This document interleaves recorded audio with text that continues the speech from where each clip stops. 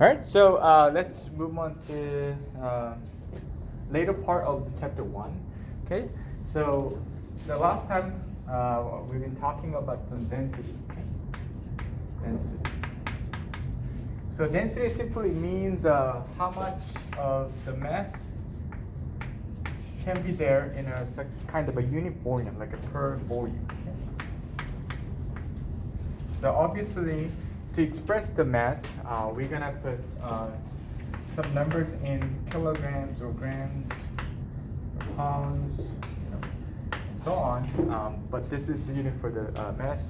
But this is more likely the one we're gonna use for the mass unit because it's the what we call the SI unit, more frequently used for the more like international use. Okay. The volume wise, we're going to use the unit of the length first. Okay. In the meter, centimeter, nanometer, micrometer, all types of the units for the length. This is the one. But once again, we actually wanted to get the number for the volume, not the length. So what we normally do is we try to get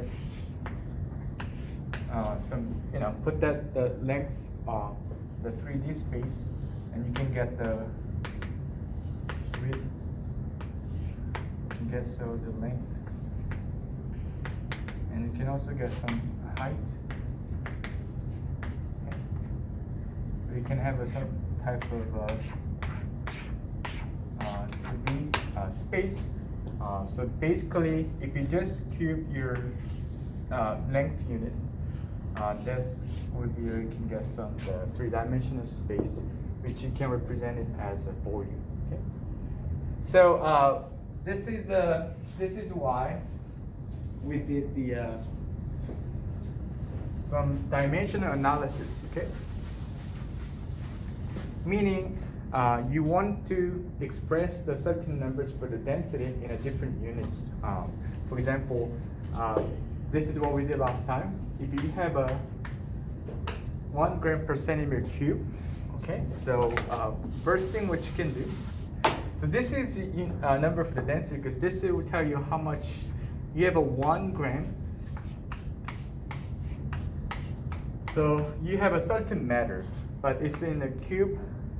So there's the 1 centimeter high, 1 centimeter wide, and 1 centimeter long. Okay, so this makes 1 centimeter cube space, which is volume. Okay, and if you have certain matter that is this much of volume, that will, if you put that on the scale, it will say 1 gram. That's what it means by density. So that is 1 gram per centimeter cube, means if you have a 1 centimeter cube much of the matter, if you try to weigh that matter, it will weigh about 1 gram. That's what it means by density. Okay. So if that is the truth, sometimes you may want to put it in the different density units. So maybe you can switch that to kilogram per meter cube. Okay.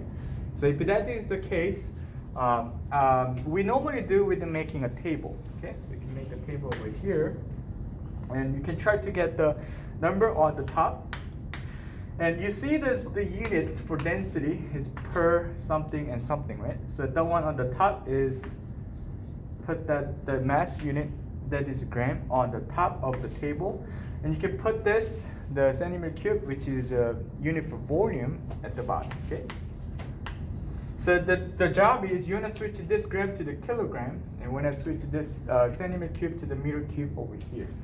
So to get rid of your old unit, you're gonna use the conversion factor, okay, which will be also given on your exam. So you don't have to memorize them.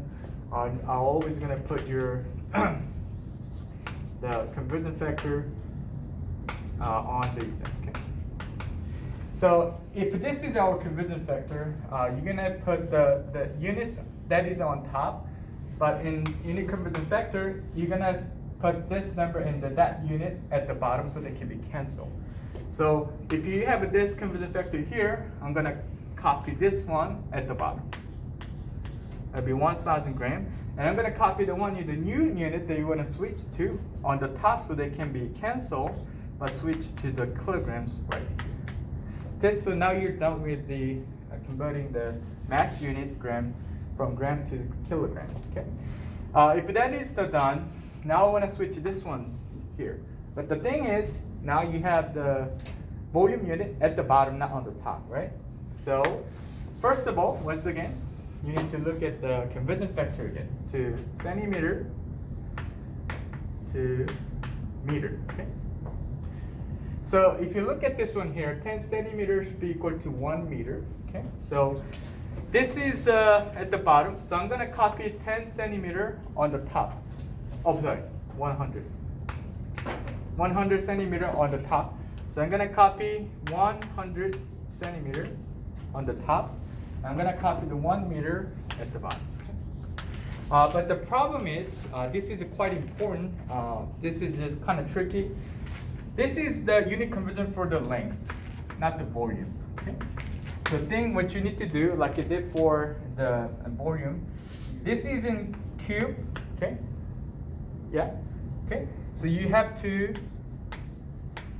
cube top and bottom for those two conversion factors. You're gonna put it in the table. So what it becomes is, this will become 1 million centimeter cube. Okay, this will become 1 cube is still 1, right?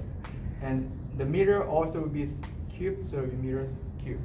So if you do the cube top and bottom here. Now you have that unit top and bottom cancel, but switch to the meter cube at bottom, okay? So now you have a new unit, kilograms, which is on the top. At the bottom, you have a meter cube over here, okay?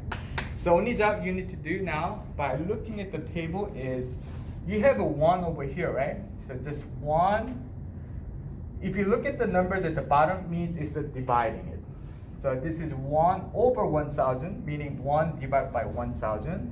But this is on the top. 1 million is on the top. So we don't have to worry about this 1 because it still make no change. But 1 divided by 1,000, but times 1 million. Okay. So, but that is the case. So now you get the new unit here, right? That is okay now. But 1 divided by 1,000 times 1 million. Okay? So now you can get, maybe if you just do 1 million divided by 1,000 will be 1,000. So meaning 1,000 kilogram per meter cube is equal to 1 gram per centimeter cube density. It's simply bigger number because now you're using bigger volume and also bigger mass unit. But the 1,000 kilogram per meter cube and 1 gram per centimeter cube means the same density, but just a different unit. That's why you have a different number in here. Makes sense, right? Okay, this is what we did last time. So I just tried to do it again because this is kind of important job we need to do before we move on to the next part. And also, this will be on the exam for sure. This is very important thing I cannot miss. So I just did it again today. Okay, but that is kind of a job you need to do. Whatever the unit conversion you're gonna do, you just need to use the unit conversion factor and try to put that on the right place in the table, so you can just do the simple math over those numbers, so you can get a new number in new units. Okay. So you can also watch this again on YouTube channel or today's lecture recorded video. So does it make sense? Can I move on? Okay. So all right. So whenever we got to certain calculation work we might have to do over a semester, there's also one important thing we cannot miss is what we call significant figures.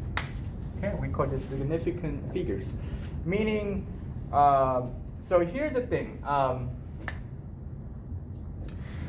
Before I came to the Alabama, I was in Oklahoma. Have you guys ever been to Oklahoma? No? Okay. So I was there. I was lucky to have a chance to look around the weather center in Oklahoma. Because in Oklahoma, we have a lot of tornado coming in, almost 4 seasons. So I actually have quite a good environment to predict the weather and everything. That's why we have a really good weather center in the center of Oklahoma. So they do all the calculation for foresee the weather in tomorrow and the week later and so on. Okay. So the most important thing when they do that, like numbers of calculations, they need to pick this one. What I mean by that is this is the same number. If you look at the 10, right? This is 10. Okay. If I say 10.000, they're still the same number, right? For sure. But there is a reason why I'm not gonna just put 10 like this, but here. Meaning, whenever you do any calculation and what type of the experiment or what type of research, I'm gonna do 10 with the 3 decimal places because those numbers will be essential for the calculations. For example, if you have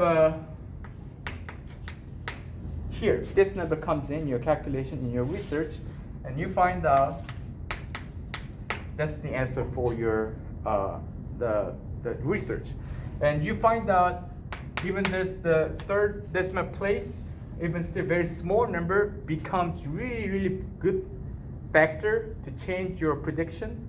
You have to include 3 decimal places.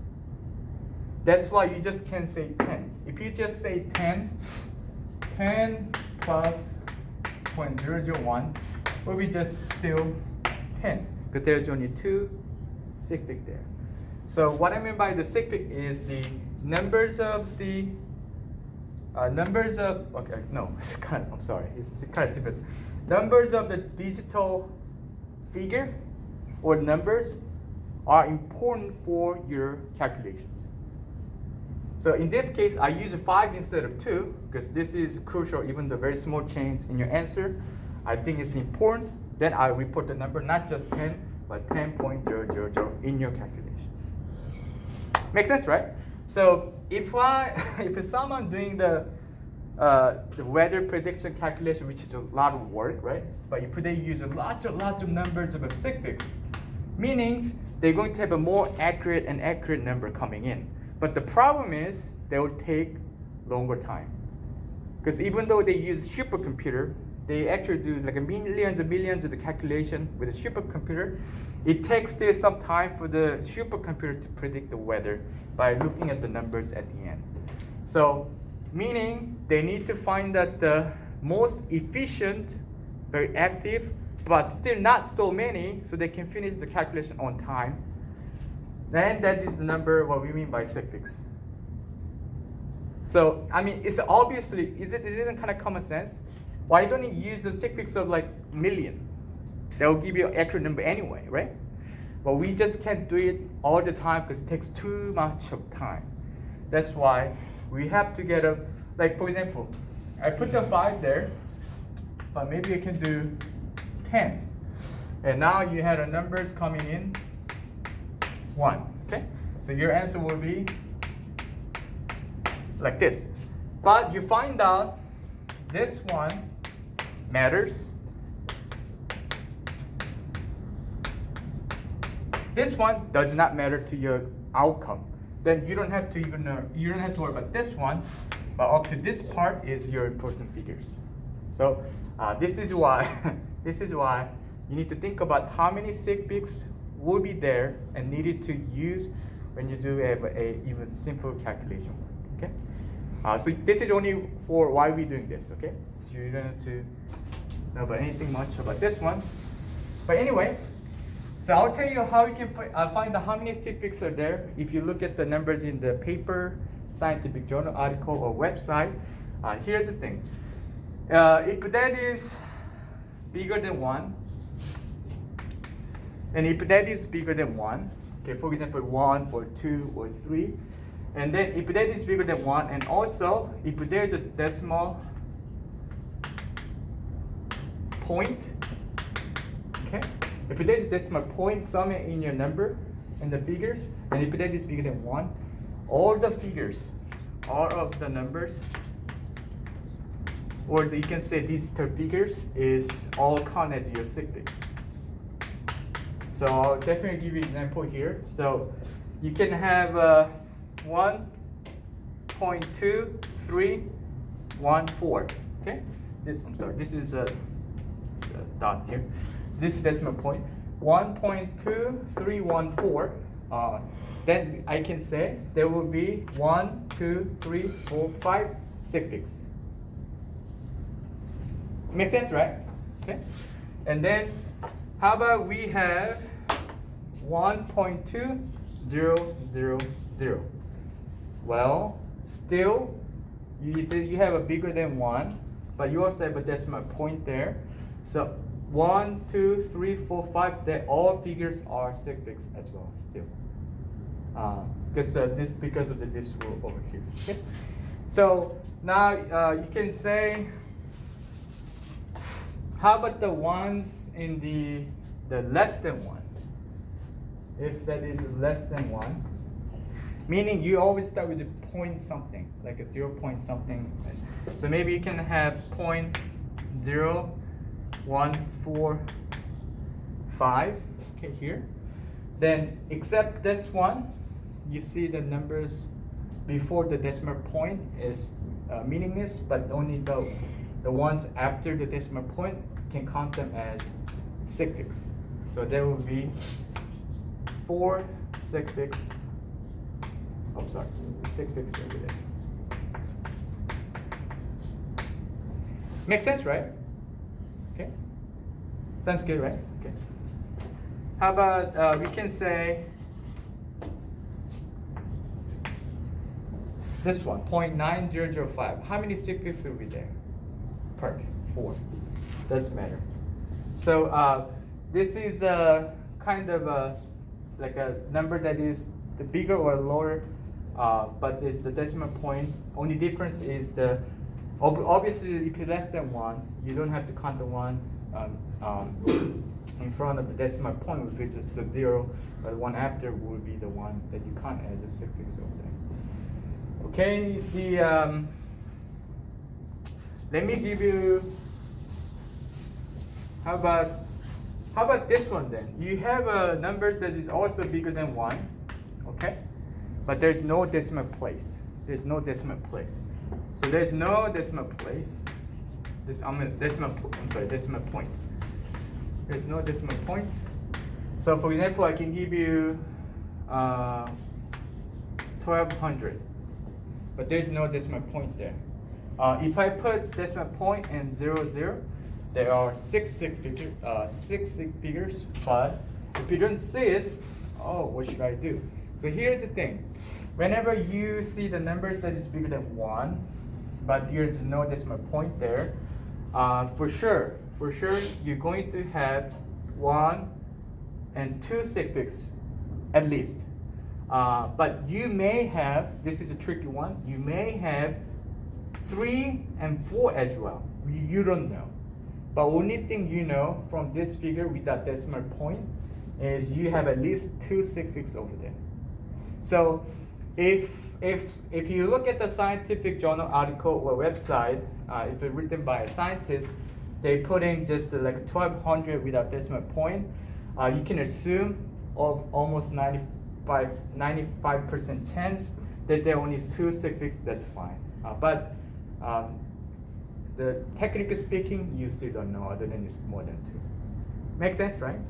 You good? Okay, perfect. So if that is this one, then this one, meaning there's at least 3, because even though it's a 0-digit number between non-zero digit numbers, it's in the between. Yes, you can count it as a sigfix because it's in the between. If it's in the later like this, it still doesn't count. It may not count still because there's no decimal point and it's not in the between non-zero digit number. So it's still possibly 3 there. Maybe 4 or 5, but most likely they just forgot to put the decimal point, or they just mean by 3 suffix right there.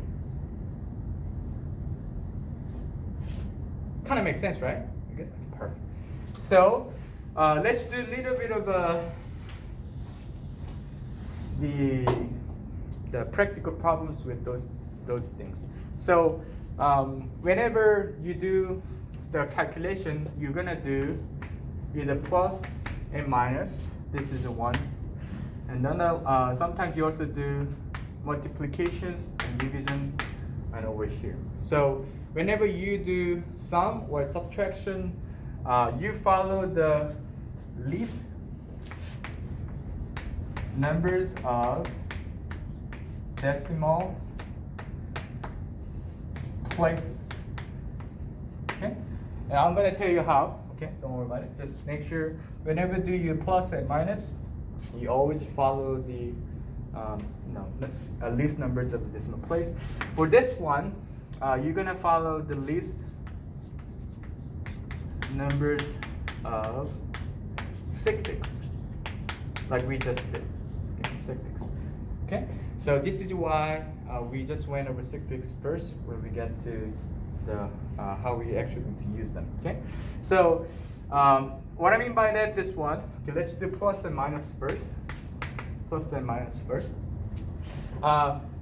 Here's the thing: when this plus over here. Okay, so how many suffix are here? 1.00. Is there only one suffix there, or 2 or 3?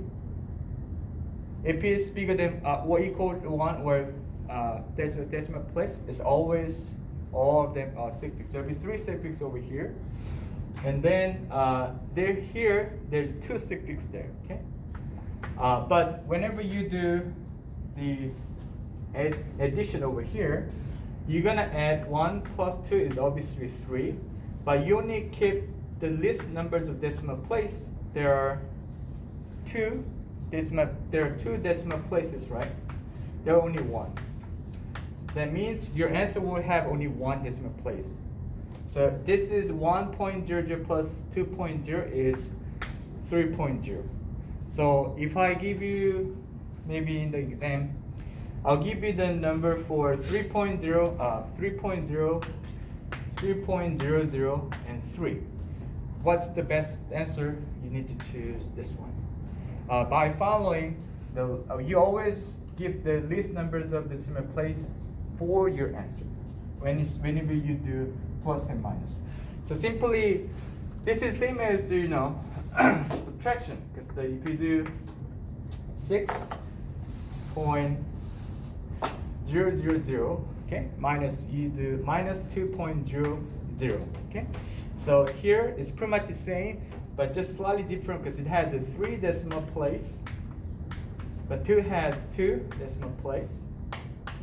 So I know this is obviously 4, but you can just say 4 would be wrong answer because you didn't obey the suffix rule over here, which is 2 is smaller than 3, so this is not just 4, but it'll be 4.0 and 0. So if you say just 4 or 4.0, that would be wrong answer. I mean, you got the right number, but in a wrong format. You didn't follow the suffix. It makes sense, right? I think I can move on, right? Yeah, go ahead. I mean, this might be. Oh, it's okay. Don't worry. But if you, say you have 6.001, Uh-huh. would it be 3 decimal places? Yeah. then? So that's a really good question, actually. So if this is the case, right? You have a 6. So if you put it on the calculator, that's really good answer, actually. So 6.001 minus 2.00. But the problem is you still need to follow the least numbers of the decimal places, right? So if we then get to this point, if this number and the last has to be round up, either round off, because you still need to follow that rule, the suffix rule. So so if that answer will be still this one, but you can still put 4.00 as your answer is okay. Because the 1 can be just rounded up. If it's maybe 5 or 6, you can, so if that was, oh, sorry, I thought I did addition actually over here. But anyway, so if this is maybe 5 over here, or 6, maybe 7, okay? Then we'll make this number over here, right? Then, but you know this is a 3, this is a 2, so I want to make 8 point something something. I know, but this is a 7, so you can actually round up because it's equal to 5 or bigger. So you can actually do it with this one. That's actually a very good question. So whenever you do the calculation, you're gonna, you can use a calculator on the exam. What you can do, you just put all the numbers you see on the exam, and you get the answer, right? And try to apply the rule of the least numbers of decimal place, and then see if you can do the round up or round up or round off. Okay, that's a really good question. Makes sense, right?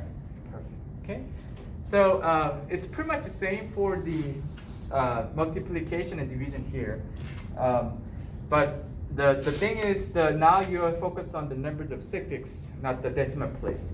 So if I give you some example here, maybe you have a 3.5, okay, multiplied by maybe, okay, this one over here, okay. So if that is the case, what you can do is this is kind of tricky. Okay, so this is I'm gonna do the scientific notation for this one, but for this one, how many suffixes here? Can you guys tell me? 2, perfect. How about this one? Still 2, perfect. Because even though it's a 0 there, you have a decimal point right here, and also it's bigger than 1 or equal to. Okay, so that's good. So now you know they both have the 2 suffix, so they're equal. That means you can just have your answer with the 2 suffix. That's okay. So 2.5 times 4 is the 10. So you need to put the 2 suffix there, right? But the problem is, like I said before, this is arbitrary. There's no numbers like this. You want to do this, right? You want to do this, but there's 2 suffix you can say, but people wonder, oh, there might be only 1 suffix there. That's actually not the idea you spread into the other people, right? So in this case, let me actually, okay. In this case, what you can do is a scientific notation. So scientific notation is you have a certain like answer like this one, like it's really hard to put. You're not saying it's 10 with the 2 suffix, but it's really do with the decimal point. Then what you can do is you can do, this is the same as 1.0 times 10. So meaning whatever the number you have, you can put that numbers in a form of a number with the like a 1 non-digit number before the decimal point and after times the 10th expression. So this is actually same as this one. So if you look at the 10 over here, even though you don't see it, you know there is a decimal point hidden there, right? So if you try to, only thing you have to do for scientific notation is you need to put this hidden implied decimal place right after the first non-zero digit number, which is 1, right? So if you move this one to forward, meaning the left, toward to your first non-zero digit number here, which is 1, that makes 1.0, right? So if you move just once to the left, then you just need to copy that 1 point. Now it's 1.0, not 10 anymore, because you move to here. But you move it once to the left from the right, that numbers goes on the exponential number of your 10. So it's 1 over here. So in that way, for sure, the people will know, oh, there are 2 suffixes. But here it's really hard to tell. Maybe 1 or 2, okay? Let me give you one. So, if you have 4.0 times 4.00, okay? Okay. So now we know that also need to be there. How many sig figs here? 2, right? Perfect. How about this one? 3, perfect. So you're gonna choose the lower number between these two, which is 2, because this is lower than 3. So your answer will have 2 sig figs over there. So you can say, oh, it's just 16. That's totally fine. But you can also do it in this way. Once again, you know there's a decimal point is hidden here. So move it here once. This is the same as 1.6 times 10 to 1 over here. So that's another way to put it with the sig figs number, okay? How about, so if that is the, so can you guys maybe try, or maybe I'll just show you once, okay? So if you have this one, this is also kind of tricky, but you want to express this number with the 3 sig figs, here's what you can do. So you know it's just 100 101k, it's just a big number there, but you know there is a decimal point is implied here, because you know that, right? So let's try to find that point, decimal point, and move this one 1, 2, 3, 4, 5, because you want to move this one to the right after the first non-digit number, which is 1. So not here or not here, but right after the first non-digit is 1. So you have to move this implied decimal point 5 times. 1, 2, 3, 4, 5. So it's a right to the left. So that's the, we can say like a +5. And what I want to put the 3 sig figs there. Okay, so that'll be 1.01. And you can put it by 10 to the 5th, because you move the 5 times, and that's the same number. Okay? Makes sense, right? Okay. So this is what we call scientific notation, because like I said before, in this, without the decimal point, you don't know how many sig figs there for sure. I know there's a 3 for sure at least, but 4, maybe 5 or 6. But if you put it in the scientific notation, you can actually tell the readers that, oh, this is only 3 sig figs that I want to use for this number in the scientific notation, okay? So if we have maybe much smaller number than 0, let me say 1, okay? Maybe 7, 8, 5. I'm gonna do the same thing. So meaning, now we see the decimal point because it's less than 1. So I'm gonna put this decimal point right after the first non-zero digit number. So I'm gonna put this one 1, 2, 3, 4, 5, 6. So now I move the 6, but in opposite directions. So you can see this one as a -6. Okay.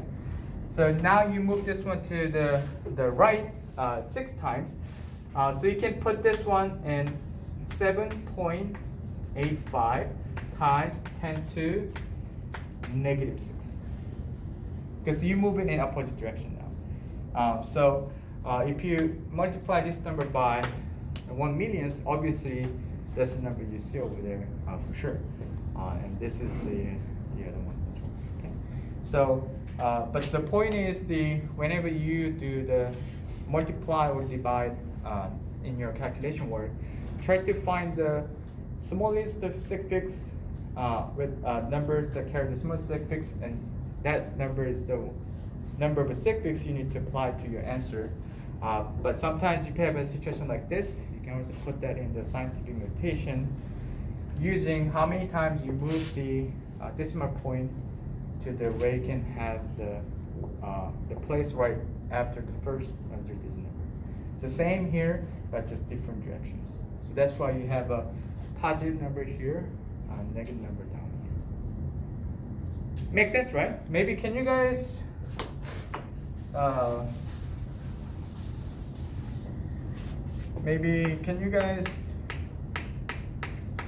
Can you guys put this in the scientific notation maybe? I'll give you about like just 1 or 2 minutes.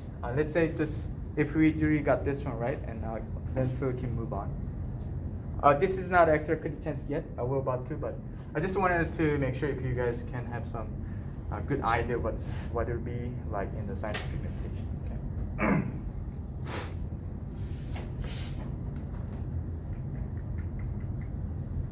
About 1 minute, we can do it together. But you can compare that to your answer, okay?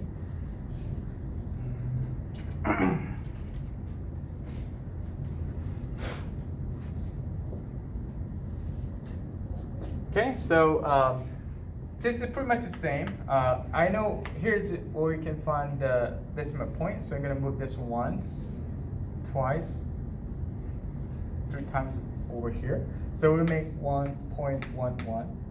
Or we move 3 times to the right, so we tend to make it -4. Okay, is that right? You good? All right. So this is really good.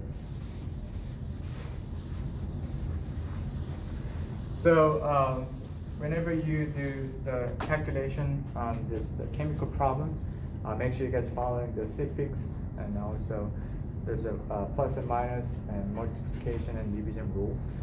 Then you have a right answer. Even though sometimes you have some bit of a tricky number you need to put in the certain numbers of suffix, you can also use a scientific notation for sure. You can have a good expression of your answer. All right, so I think that's pretty much it for the chapter 1. So if you move on to the chapter 2, there's a couple of things I want to say, but I'll move on to the most of the chapter 2 maybe on Friday. But let me introduce a little bit to the chapter 2. Okay, so the chapter 2 is about the atomic theory. Okay, so there's some theories about the chemical reactions that we need to know when we consider certain type of chemical reaction related problems. Okay, so the first one is obviously the mass conservation law. You can also say law of mass conservation, or you can say law of conservation of mass. Either way, but what it really means is whenever you have a chemical reactions, whatever the chemical reaction you have with the chemical compounds or any types of the reactants, no matter were involved in that chemical reaction is not created, neither destroyed. Okay. So what it really means is whenever you have A plus B makes AB molecule or some type of reaction here, this product is coming from those two, not just pop up from the nowhere. And this AB just cannot be gone, cannot be just disappear, because there has to be used to make the different product in chemical reactions. So meaning in this type of chemical reactions, you don't have to worry about losing any portion of A or B or even your products, which is quite common sense. But that was pretty much the beginning of your chemistry course, because even if you think about it, we know this as like a common sense, because nothing can be just come from nothing. There has to be some source of something, so to be some of the products. But this is the first rule that we learn in chemistry: is nothing just can be pop up or disappear during the chemical reactions, which is obvious. But this is the early thoughts of the early chemists in this field of study. So that is the first one. And the second one was this one. Second one is the finite proportion,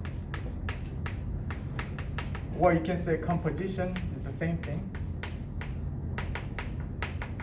Law. So This is quite the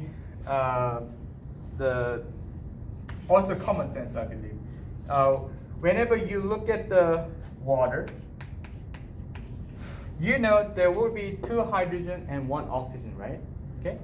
But if you go in other place, you find the water, but that water shows 3 hydrogen and and 1 oxygen there, then it is not water. Because wherever in the universe you go there, find certain compounds, they will show you the finite ratio between those 2 different element combination, or the contents, but they just simply can change it for the same compounds. Because the water we know as definition, there has to be 2 hydrogen and 1 oxygen.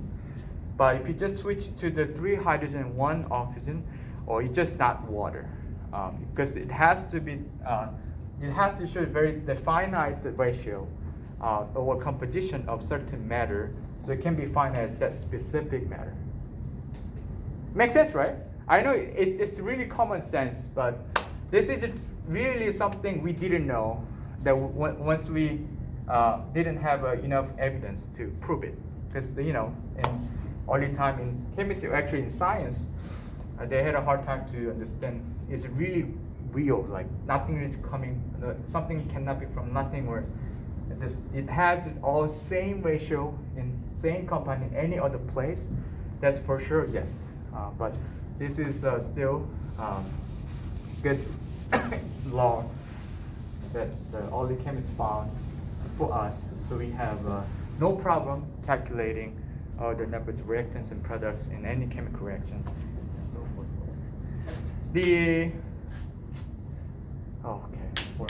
So I'll do it again on Friday. This is just a brief introduction of chapter 2. So we're gonna do about the atomic theory and other chemical reactions. We're gonna do some isotopes and other things, but I'll do it more on Friday. So let's try to have some time to